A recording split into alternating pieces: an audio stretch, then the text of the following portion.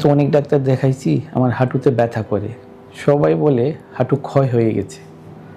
আচ্ছা স্যার, হাঁটু ক্ষয়ের কারণগুলো কি কি? আজকে আমি হাঁটু ক্ষয়ের কমন কারণগুলো নিয়ে একটু কথা বলবো। হাঁটু ক্ষয়ের বহুবিধ কারণ আছে। আমাদের সবচেয়ে কমন যে কারণটা সেটা হলো বয়স। বয়স হলে হাঁটু ক্ষয় হবে।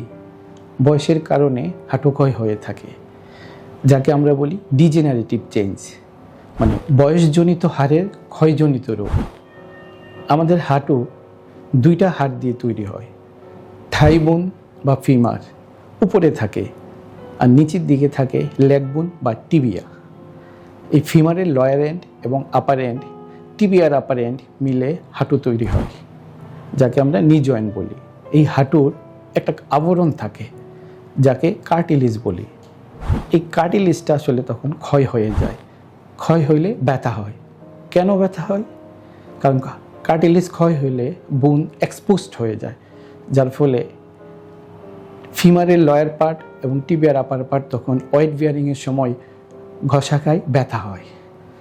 কাজে এই ডিজেনারেটিভ চেঞ্জ বা বয়সের কারণে হাঁটু ক্ষয় সবচেয়ে উল্লেখযোগ্য কারণদের একটা। এরপরে আরও অনেক কারণ আছে, যেমন বিভিন্ন রোগ। রিউমেটয়েড আর্থ্রাইটিস একটা রোগ আছে, আরেকটা আছে অ্যাঙ্কাইলোজিং স্পন্ডাইলাইটিস। এই দুইটা রোগে কিন্তু হাঁটু ক্ষয় হয়, হাঁটলে ব্যথা হয়। এছাড়া আছে ট্রমা, মানে আঘাত বা অ্যাক্সিডেন্ট। একটা অ্যাক্সিডেন্ট হইলো, ভেঙে গেল, হাড় ভেঙে গেল।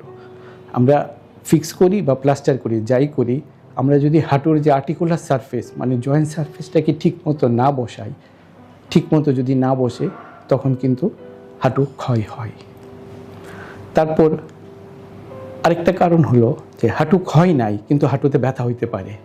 যেমন আমাদের শরীরে যদি কোনো কারণে ইউরিক অ্যাসিড বেড়ে যায়, যাকে আমরা বলি হাইপার ইউরিসেমিয়া বা গাউটি আর্থ্রাইটিস, এতে কিন্তু হাঁটু ক্ষয় না হলেও ব্যথা হতে পারে। আরেকটা উল্লেখযোগ্য কারণ হলো অস্টিওপোরোসিস। অস্টিওপোরোসিসের কারণে কিন্তু হাঁটুতে ব্যথা হয়। অস্টিওপোরোসিসে কি হয়? অস্টিওপোরোসিসে এই যে জয়েন্টের যে ক্যালসিয়াম, তারপর কোলাজেন ফাইবার, মিনারেলস, এগুলো পরিমাণে কমে যায়। এই কমে যাওয়ার ফলে হাঁটুতে ব্যথা হয়। কাজে হাঁটু ব্যথার বহুবিধ কারণ আছে। এই কারণগুলো আমাদের প্রথমে নির্ণয় করতে হবে। ওই নির্ণয় করার পরে আমাদের ওই অনুযায়ী চিকিৎসা ব্যবস্থা নিতে হবে।